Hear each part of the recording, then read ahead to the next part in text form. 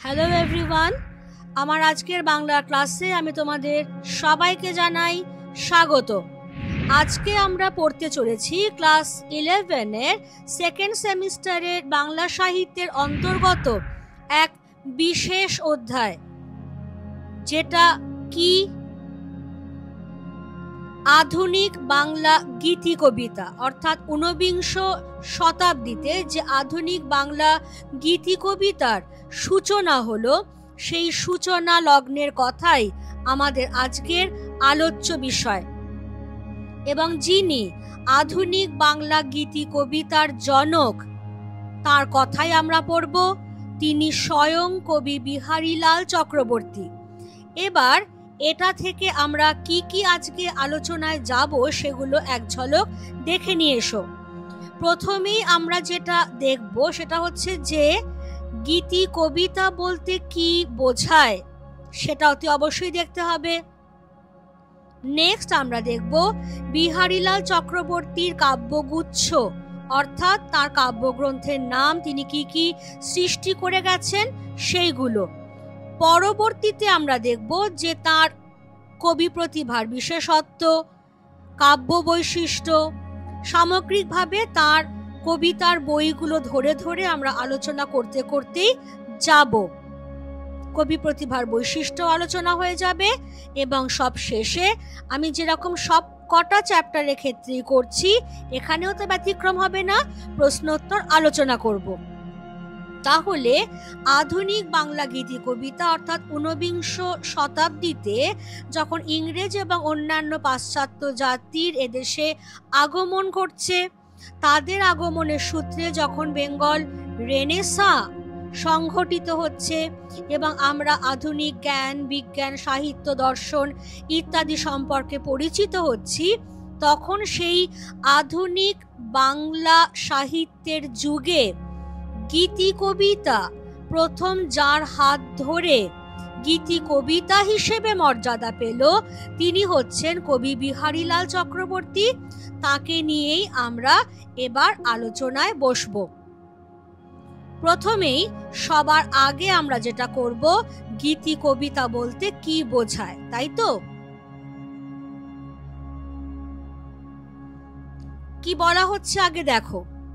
গীতি কবিতা বলতে সাধারণত এমন স্বল্পায়তন কবিতাকে বোঝায় যা সঙ্গীতের বিন্যাসের মতো কবির নিজস্ব চিন্তা, কল্পনা, অনুভূতিকে স্তবক বিভাগে ও ছন্দের সুরময়তায় প্রকাশ করে।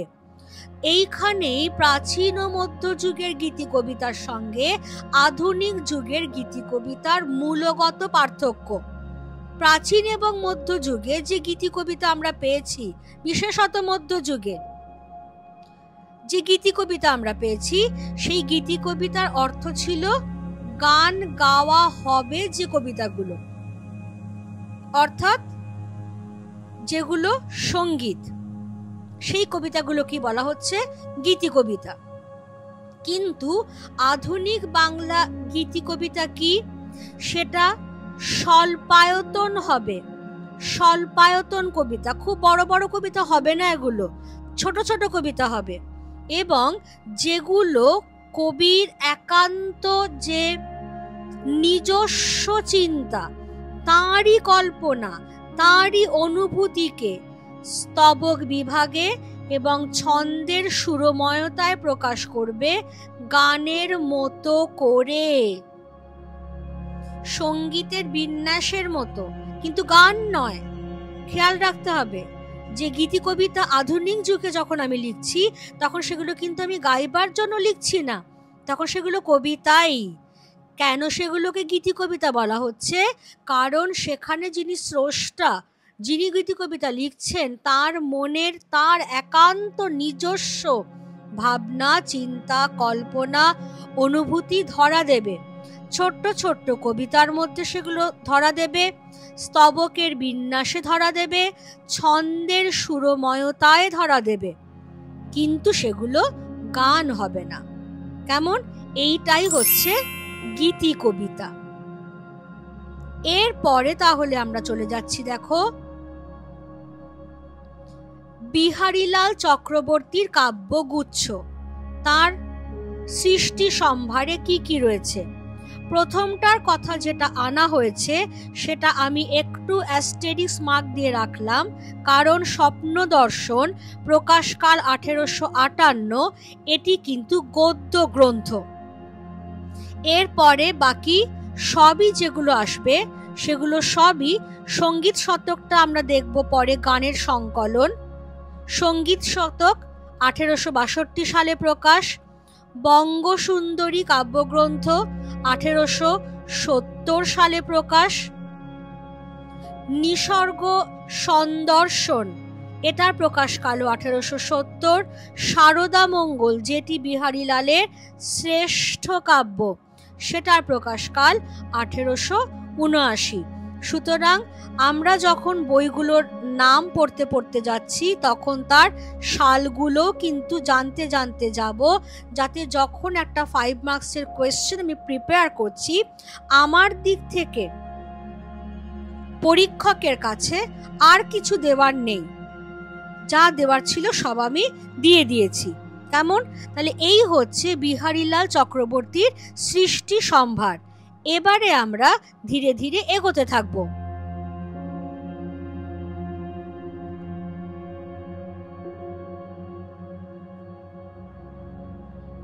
তোমাদের কাছে কিছু ছবি এলো। স্বয়ং বিহারীলাল চক্রবর্তী, তার বঙ্গসুন্দরী বইটির ছবি, তার শ্রেষ্ঠ কাব্য যেটি সারদা মঙ্গল সেটির প্রচ্ছদের ছবি, এবং বিহারীলাল চক্রবর্তীর জীবৎকাল 1835 থেকে 1894, এই পুরো বিষয়টা তোমরা পেয়ে গেলে। কারণ কাব্যগ্রন্থ আমরা পড়ছি নিশ্চয়ই, সব কাব্যগ্রন্থের প্রচ্ছদের ছবি এখানে আমি দিও নি, কিন্তু কয়েকটা দিলেই অন্তত একটু ভিজুয়ালাইজ করতে পারবে কবিকে কেমন দেখতে ছিল, কাব্যগ্রন্থগুলো যখন বেরিয়েছিল তখন সেগুলো কেমন দেখতে ছিল। ফলে তোমার পড়াটা আরেকটু সহজ হবে, আরেকটু সমৃদ্ধ হবে। কেমন? এবারে আমরা শুরু করে দিচ্ছি বিহারীলাল চক্রবর্তীর কাব্যালোচনা। শুরু করে দিচ্ছি মানে এইখান থেকেই আমরা তার কাব্যগুলো নিয়ে একটু আলোচনা করতে করতে যাব। যেটা আমি প্রথমেই বললাম যে কবি বিহারীলাল চক্রবর্তী প্রথম রচনা স্বপ্ন দর্শন, সেটি কিন্তু একটা গদ্য গ্রন্থ। আজকের বিষয় যেহেতু বাংলা আধুনিক গীতি কবিতা, সেই জন্য আমরা এই গদ্য গ্রন্থ নিয়ে বেশি কথা বলিনি, শুধু উল্লেখটুকু রয়েছে। একই ঘটনা ঘটেছে দ্বিতীয় রচনা সঙ্গীত শতকের ক্ষেত্রেও, কারণ সেটি 100টি বাংলা গানের সমষ্টি, সেই জন্যই তাকে বলা হচ্ছে সঙ্গীত শতক। হলো, এবারে কাব্যগ্রন্থগুলোতে এসো। বঙ্গসুন্দরী বলে যে কাব্য, সেটি উপহার, নারী বন্দনা, সুরবালা প্রভৃতি 10টি স্বর্গ, স্বর্গ মানে অধ্যায়, 10টি স্বর্গে বিন্যস্ত হয়েছে, এবং প্রত্যেকটি স্বর্গের শুরুতেই কবি বিহারীলাল কি করেছেন, কখনো ভবভূতি সংস্কৃতজ্ঞ কবি, কালিদাস সংস্কৃতজ্ঞ কবি, বায়রন ইংরেজি সাহিত্যিক, তাদের কারোর না কারোর একটি করে উদ্ধৃতি তিনি ব্যবহার করেছেন। এবং যেহেতু বঙ্গসুন্দরী, তোমরা এটা প্রচ্ছদটা একটু আগেই দেখলে, যেহেতু বঙ্গসুন্দরী, সেইখানে কি হয়েছে, বাংলাদেশের গৃহচারিণী যে নারী, তাদের জননী রূপ, তাদের জায়া রূপ অর্থাৎ পত্নী রূপে জায়া রূপ, তাদের কন্যা রূপ, তাদের ভগ্নী রূপ, বিচিত্র চিত্র তিনি অঙ্কন করেছেন। অর্থাৎ একই নারী, কখনো মা, কখনো মেয়ে, কখনো বোন, কখনো স্ত্রী, কিভাবে তাদেরকে দেখা যাচ্ছে এই বাংলাদেশের মেয়েদের, নারীদের, সেটা নিয়েই কবির বঙ্গসুন্দরী কাব্যটি, যেটি 10টি স্বর্গে বিন্যস্ত এবং প্রত্যেকটি স্বর্গের শুরুতে কখনো ভবভূতি, কখনো কালিদাস, কখনো বায়রন এনাদের একটা করে উদ্ধৃতি ব্যবহৃত হয়েছে। নেক্সট আমরা যেটা দেখব, নিসর্গ সন্দর্শন।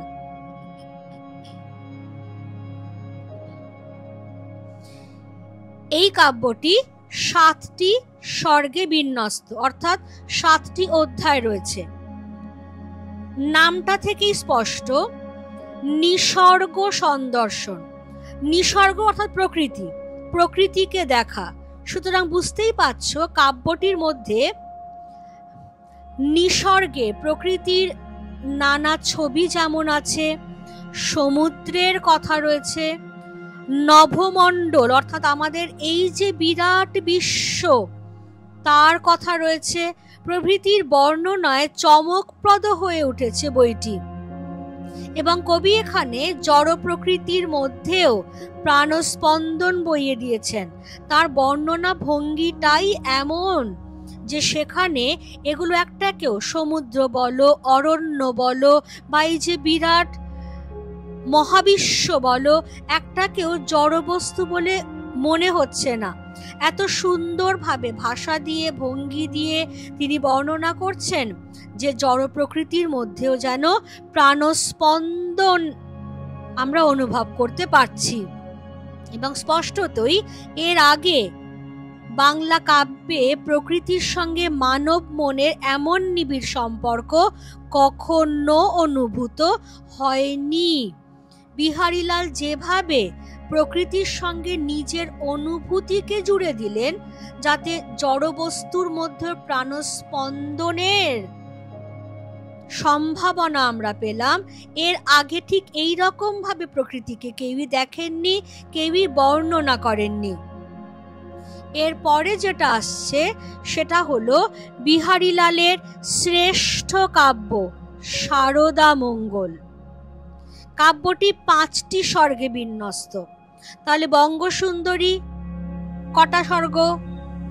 10টি। নিসর্গ সন্দর্শন 7টি। সারদা মঙ্গল 5টি স্বর্গে বিন্যস্ত। এই বইটার অভিনবত্বটা একটু খেয়াল করো। অন্তর্বাসিনী কাব্যলক্ষ্মীকে কবি তার অন্তরে, তার বাইরে বিচিত্র কল্পনায় যেভাবে এবং যে রূপে উপলব্ধি করেছিলেন তাকেই তিনি রূপ দিয়েছেন সারদা মঙ্গলে।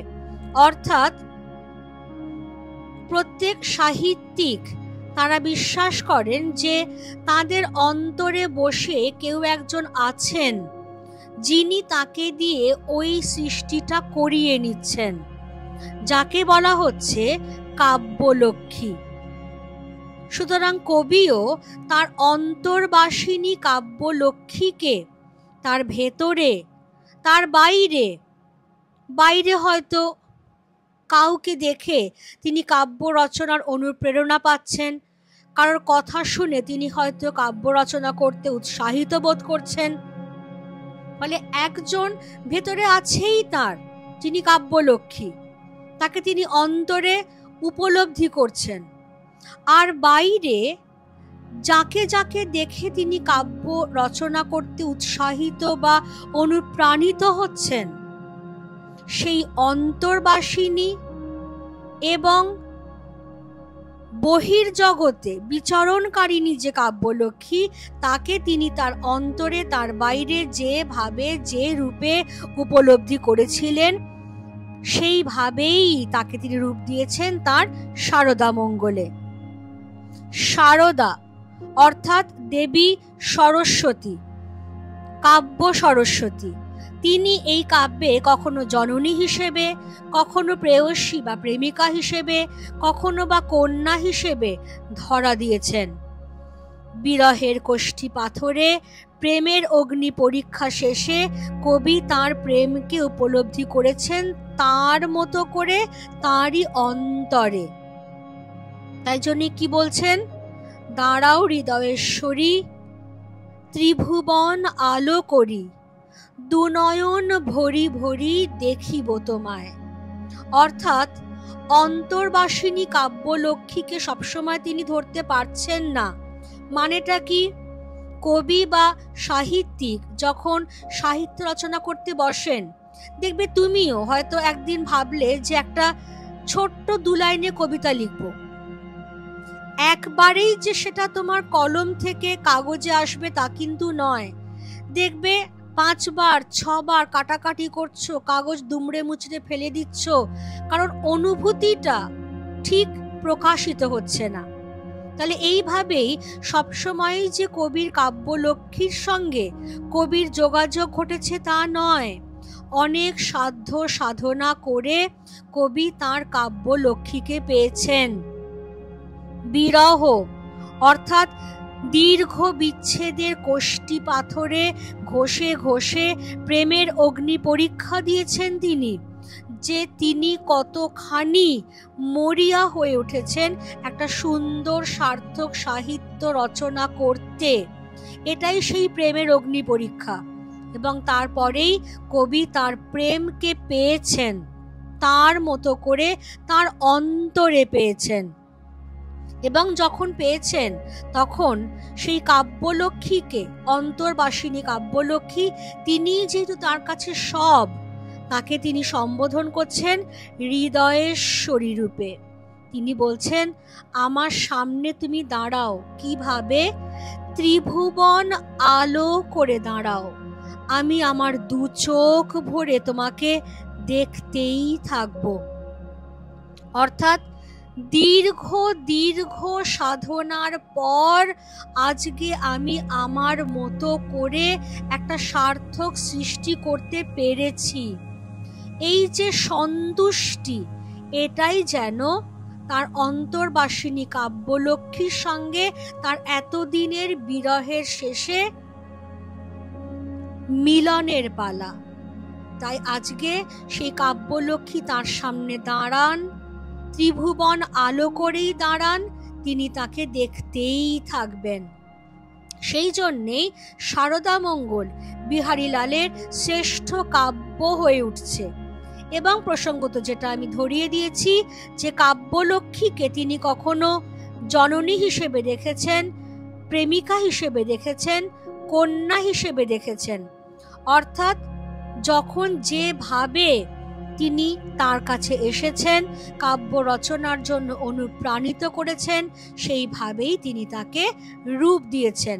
আর যখন সেই রূপদান সার্থক হয়েছে, তখনই যেন মনে হয়েছে প্রেমের অগ্নি পরীক্ষা শেষে আমি আমার প্রেমকে পেলাম। এরপরে আমরা আরো কি দেখব এই কাব্য সম্পর্কে? শারদামঙ্গল কাব্যের বিষয়বস্তুতে কি আছে? মৈত্রী, প্রীতি এবং সরস্বতী বিরহের সুর ধ্বনিত হয়েছে, তবে শেষ পর্যন্ত বিরহের সুর মিলে গেছে মিলনের প্রাপ্তিতে। এটাই আমি এতক্ষণ ধরে বোঝাচ্ছিলাম, যে কাব্যলক্ষ্মীর সঙ্গে আমার যেন বিরহ দশা চলছে। আমি ঠিক যেভাবে রচনা করতে চাইছি সেইভাবে রচনা করতে পারছি না। নানান পরীক্ষা নিরীক্ষা, প্রেমের সাধনা যাকে বলে, প্রেমিকাকে পাওয়ার জন্য যে সাধনা করতে হয়, সেই সাধনা করে করে করে করে বিরহের কোষ্ঠী পাথরে ঘষে ঘষে খাঁটি সোনার মতো তার প্রেম উজ্জ্বল হয়ে ধরা দিয়েছে শারদামঙ্গল কাব্য হিসেবে। সত্যি কথা বলতে কি, বিহারীলাল চক্রবর্তী হলেন আধুনিক রোমান্টিক গীতি কবিতার পথিকৃৎ, অর্থাৎ পথপ্রদর্শক। রবীন্দ্রনাথ স্বয়ং তার সম্পর্কে কি বলেছেন? বলেছেন, সে প্রত্যুষে অধিক লোক জাগে নাই, এবং সাহিত্য কুঞ্জে বিচিত্র কলগীত কুজিত হইয়া উঠে নাই। সেই উষালোকে কেবল একটি ভোরের পাখি সুমিষ্ট সুরে গান ধরিয়াছিল, সে সুর তাহার নিজের। এই কোটেশনটা একটু খেয়াল রেখো, কারণ রবীন্দ্রনাথই প্রথম বিহারীলাল চক্রবর্তীকে ভোরের পাখি আখ্যা দিলেন। ভোরবেলায় কি হয়, ভোরবেলায় দেখবে অনেক পাখির, যখন একদম সদ্য ভোর হচ্ছে, অনেক পাখির কলতান তুমি কিন্তু শুনতে পাবে না, একটা পাখির মিষ্টি সুরেলা কণ্ঠই তুমি শুনতে পাবে, যেটা ভোরের আগমন বার্তা। ঠিক সেই রকম যখন কাব্য জগতে অনেক অনেক কবি আসেননি, অনেক অনেক কবি গীতি কবিতা রচনা করতে শুরু করেননি, সেই রকম একটা সময় কেবল একটি ভোরের পাখি সুরেলা কণ্ঠ শুনিয়েছিল। সেই ভোরের পাখি হলেন বিহারীলাল চক্রবর্তী, এবং যে সুরে তিনি গান ধরেছিলেন সেই সুর সম্পূর্ণ তার নিজের, কারোর থেকে ধার করা নয়। সেই জন্যেই বলা হচ্ছে যে বিহারীলালই হলেন আধুনিক রোমান্টিক গীতি কবিতার পথপ্রদর্শক। তিনি তো পথটা তৈরি করলেন, পথটা দেখালেন, যে পথে এরপর অনেকে অনেকে, রবীন্দ্রনাথ স্বয়ং গীতি কবিতা রচনা করতে শুরু করবেন। কারণ কথা প্রসঙ্গে জানিয়ে রাখি, রবীন্দ্রনাথ কিন্তু বিহারীলাল চক্রবর্তীকেই তার কাব্যগুরুর স্থান দিয়েছিলেন, এই কারণেই, যে কারণে তিনি তাকে ভোরের পাখি বলছেন। কেমন ক্লিয়ার সবার কাছে এই পর্যন্ত? এবারে নেক্সট আমরা যেটা দেখব, কবি বিহারীলাল চক্রবর্তীর কবি প্রতিভার বৈশিষ্ট্য একটু আলোচনা করে নেব। কবি প্রতিভার বৈশিষ্ট্য বলাই হচ্ছে যে বাংলা রোমান্টিক গীতি কবিতার যৌবন মুক্তি কবি বিহারীলাল চক্রবর্তীরই হাতে।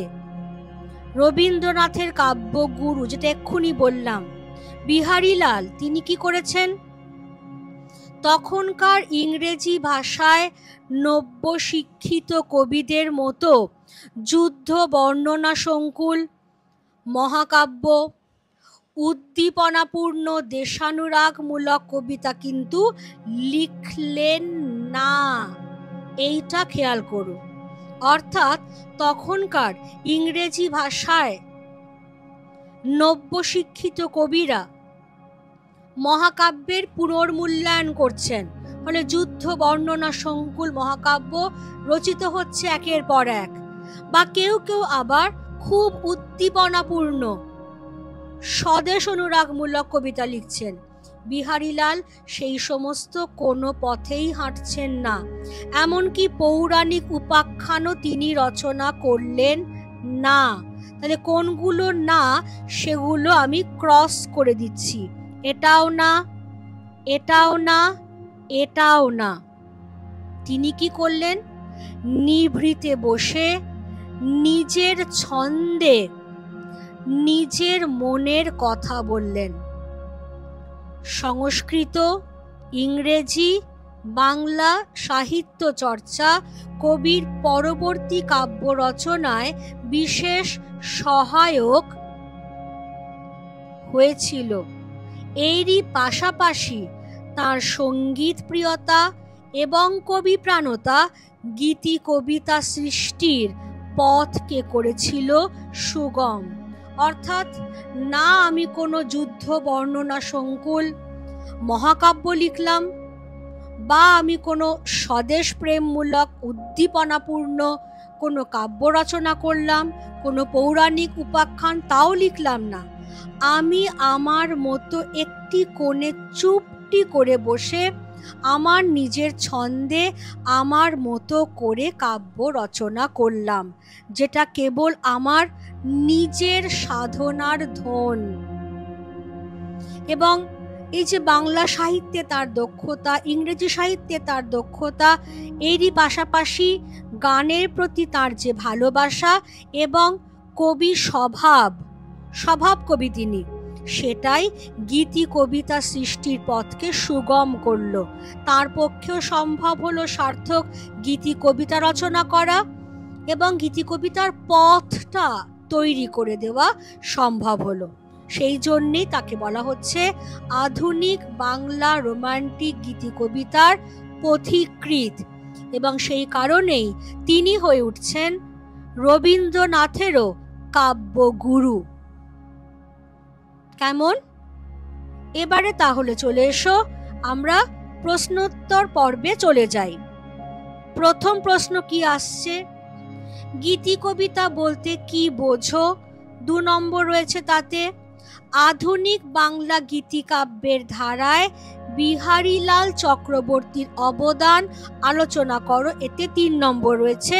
টোটাল তুমি একটা 5 নম্বরের প্রশ্ন পেয়ে গেলে।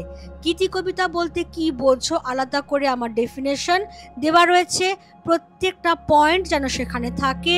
স্বল্পায়তন হবে, কবির নিজস্ব চিন্তা অনুভূতি কল্পনাকে স্তবক বিভাগে ছন্দের সুরময়তায় প্রকাশ করবেন গানের মতো করে, কিন্তু গান হবে না, সেটা হলো। এবার বাংলা গীতিকাব্যের ধারায় তুমি যখন কবিকে নিয়ে আলোচনা করছো তখন প্রথমে যেটা করবে, কবির কাব্য গ্রন্থগুলোর নাম দিয়ে নেবে, তার রচনা সম্ভারের নাম দিয়ে নেবে, তারপর কাব্যালোচনা ঠিক যেভাবে আমি করেছি সেভাবে করবে, এবং তার কবি প্রতিভার যে বিশেষত্ব অনন্য সাধারণত্ব সেটাও বুঝিয়ে দেবে। ক্লিয়ার? এবারে একটাই ফ্ল্যাট 5 মার্কসের কোয়েশ্চেনটা কিভাবে এসছে দেখো।